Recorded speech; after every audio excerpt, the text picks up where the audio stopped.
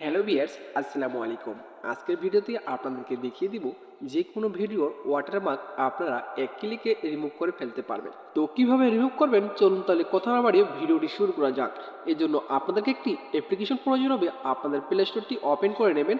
Open করার পর উপরে সার্চ বক্স দেখতে পারবেন। সার্চ বক্সে একবার আপনাদের ক্লিক করতে হবে।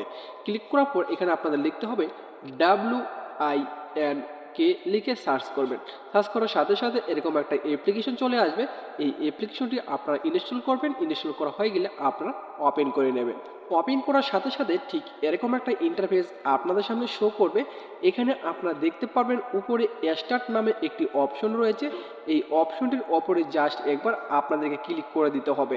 ক্লিক করার পর আপনি যে ভিডিওটি ওয়াটারমার্ক রিমুভ করতে চান সেই ভিডিওটি আপনি এখান থেকে সিলেক্ট করে নেবেন। তো এখান থেকে একটি ভিডিও সিলেক্ট করে আপনাদেরকে দেখিয়ে দিচ্ছি কীভাবে আপনারা ওয়াটারমার্কটি রিমুভ করবেন। ভিডিওটি সিলেক্ট করানো হয়ে গেলে এখানে আপনারা কোণায় দেখতে পারবেন স্টার্ট নামের একটি অপশন রয়েছে। এই স্টার্টে আপনাদেরকে একবার ক্লিক করে দিতে হবে।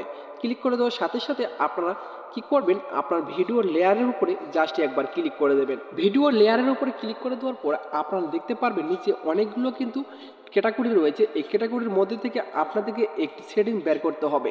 এখানে দেখতে পাচ্ছেন ব্রাশ আইকনের মতো একটি সেটিং রয়েছে। এই ব্রাশ আইকনের ওপরে জাস্ট একবার আপনাদেরকে একবার ক্লিক করে দিতে হবে। ক্লিক করে দেওয়ার সাথে সাথে কয়েক সেকেন্ডের মধ্যেই কিন্তু আপনার ভিডিওটি ওয়াটারমার্কটি রিমুভ হয়ে যাবে।